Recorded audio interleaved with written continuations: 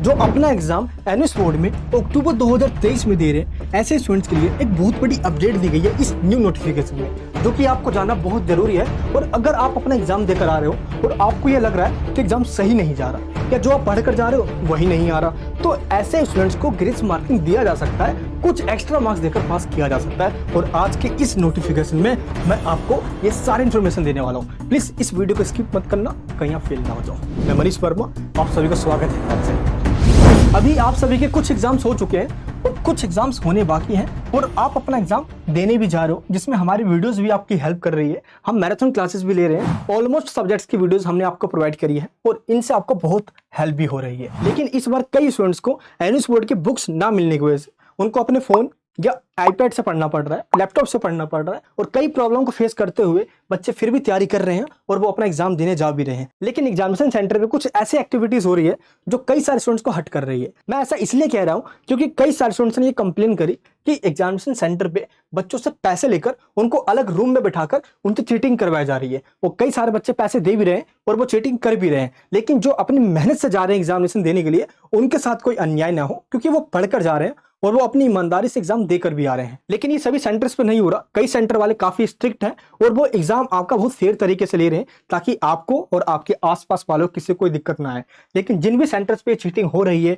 वो आपसे पैसे भी ले रहे हैं, आपको अलग रूम में भी बिठा रहे हैं। लेकिन आपको ये बात पता होनी चाहिए, एनएस बोर्ड के द्वारा ये नोटिफिकेशन डिक्लेयर कर दिया गया है जिसमें ये बता दिया गया है, अगर आपको अलग रूम में बिठाया जाए या आपको अलग तरीके से चीटिंग करवाया जाए और आपका आंसर और आपके आसपास जितने भी स्टूडेंट्स बैठे हैं उन सभी का आंसर अगर सेम पाया जाता है, तो आपको यूएफएम का लेटर दिया जाएगा और जो आपका रिजल्ट है उसको डिक्लेयर नहीं किया जाएगा। दैट मीन्स आपको फिर से एग्जाम देना होगा और ये टीचर को पता कैसे चलेगा आपने चीटिंग मारी है नहीं मारी है। देखो, एक चीज होता है जो हम अपनी लैंग्वेज में लिखते हैं और एक वो लैंग्वेज होती है जो बुकिश लैंग्वेज है, और बुक्स की लैंग्वेज या गूगल की लैंग्वेज टीचर समझ जाते हैं और जब वो आंसर आपका चेक कर रहे होते हैं और उसी टाइम वो आपके रिजल्ट में यूएफएम लिख देते हैं। दैट मीन्स अनफेयर मीन्स में आपका नाम आ चुका है और आपका रिजल्ट डिक्लेयर नहीं किया जाएगा। मैं इसलिए यही कहता हूँ, मौका मिलता है फायदा उठाओ, लेकिन सभी का आंसर सेम नहीं होना चाहिए और जो मेहनत अपनी करके जा रहे हैं उनके साथ कोई नाइंसाफी ना आए।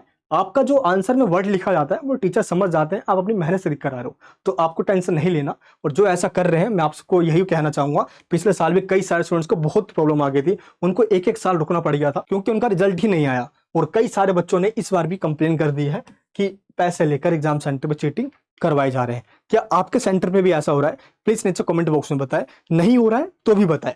इसी बीच एनएस बोर्ड के अंदर एक मीटिंग की गई और इस मीटिंग के अंदर इस बार एग्जामिनेशन सेंटर में और इस बार एग्जाम्स के दौरान कई सारी जो प्रॉब्लम आपको फेस करना पड़ा, वही इस मीटिंग के अंदर मुद्दा उठाया भी गया। इसमें सबसे पहला इशू ये है कि क्वेश्चन पेपर काफी टफ आ रहा है।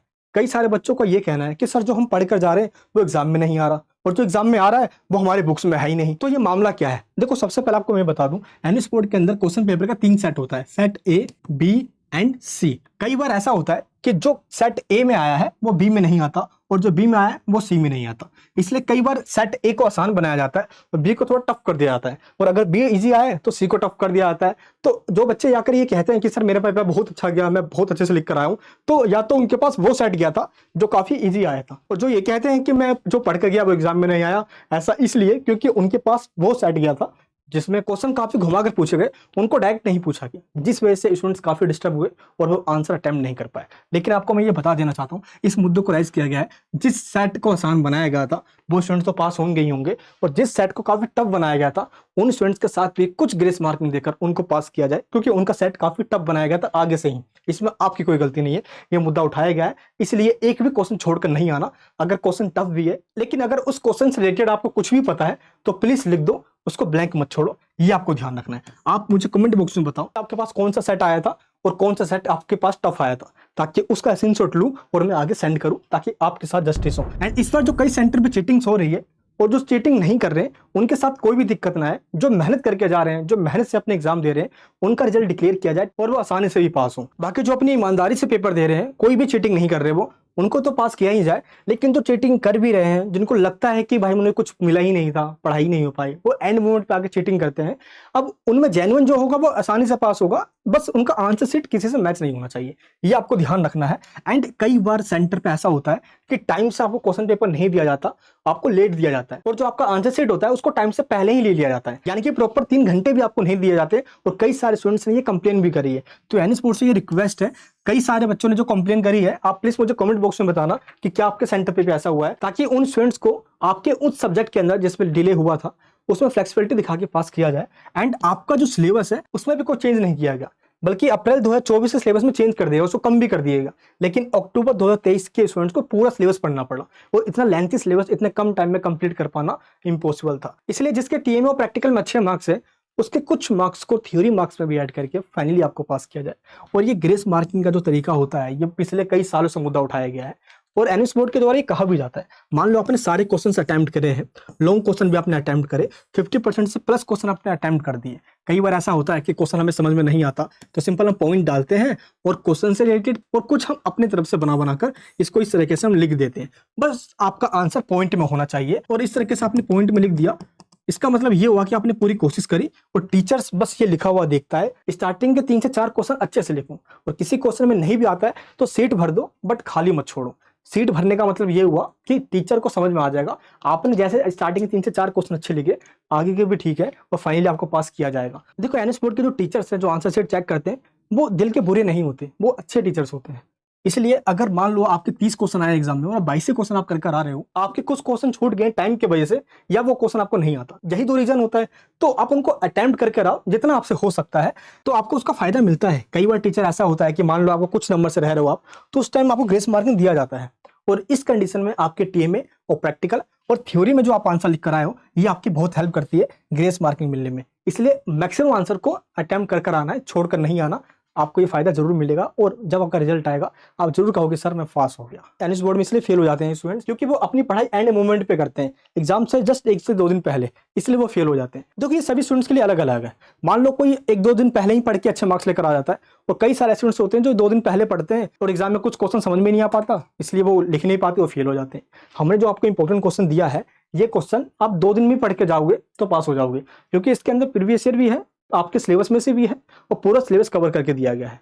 आपको क्वेश्चन घुमा कर दिया जाएगा, लेकिन क्वेश्चन वही आएगा जो आप पढ़कर जा रहे हो, बस आपको समझना है। आप जो पढ़ कर गए हो, अगर उस क्वेश्चन में एक भी लाइन आपको उससे मिलता जुलता हुआ दिख गया, तो समझ लो आपको वही आंसर लिखना है जो आप बुक्स या इस पीडीएफ में से पढ़कर गए हो। अब टीचर क्या करते हैं, ये घुमा कर दे देते हैं। तो नोट्स को आप डाउनलोड कर लीजिए, लिंक डिस्क्रिप्शन बॉक्स में है। आपको आपके टीएमए के मार्क्स दे दिए गए हैं, और जिनको प्रैक्टिकल के मार्क्स नहीं मिले वो चेक कर लीजिए। ये आपके अपडेट हो जाएंगे जब आपका फाइनल रिजल्ट आएगा। और फाइनली आपका रिजल्ट कब आने वाला है, इसको लेकर मीटिंग जारी है। मैं आपको नेक्स्ट वीडियो में बता दूंगा कि आपका रिजल्ट किस डेट को आने वाला है, ताकि आपको जो आगे एडमिशन लेना है वो आप ले पाओ। कई सारे स्टूडेंट्स ने अपनी फीडबैक दी एग्जाम्स में आने के बाद कि सर क्वेश्चन आए आपके वीडियोस में से, और हमने जो पीडीएफ दिया उसमें से भी आए हैं। आप बच्चों की फीडबैक भी देख सकते हो। और कई बच्चे ये भी कह रहे हैं सर इसमें से तो कुछ आया नहीं। तो मैं आपसे यही रिक्वेस्ट करूंगा, सिर्फ एक वीडियो के सहारे नहीं रहना। हम जो वीडियोस दे रहे हैं उससे हम आपका कॉन्सेप्ट क्लियर कर रहे हैं, और हम उसमें ये भी कहते हैं कि आपको ये भी करके जाना है। और कई सारे स्टूडेंट्स हैं जो सिर्फ वही वीडियो करके चले जाते हैं। हम लिंक भी देते हैं डिस्क्रिप्शन में, आपको वो भी करके जाना है। बुक्स के कुछ चैप्टर है वो भी पढ़कर जाना है, सिर्फ एक सोर्स से नहीं, अलग अलग सोर्स को करके जाओगे, तभी आप घूमे हुए क्वेश्चन को भी आसानी से अटेम्प्ट कर पाओगे।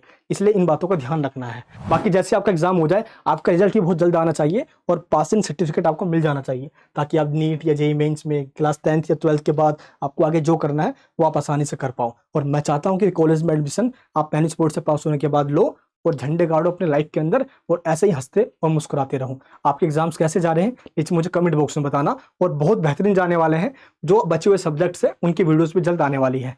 अपने प्यार बनाए रखना। चैनल पर नए हो तो प्लीज सब्सक्राइब कीजिए। हमारा व्हाट्सएप ग्रुप बन चुका है, इसको ज्वाइन कर लीजिए, लिंक डिस्क्रिप्शन बॉक्स में है। और जो सब्सक्राइब नहीं करते हैं, इसे वीडियोस देख के छोड़ देते हैं, बड़ा दुख होता है ये देखकर। प्लीज सब्सक्राइब कर दीजिए, आपके लिए काम करता है आपका भाई। मिलूंगा नेक्स्ट वीडियो में। जय हिंद।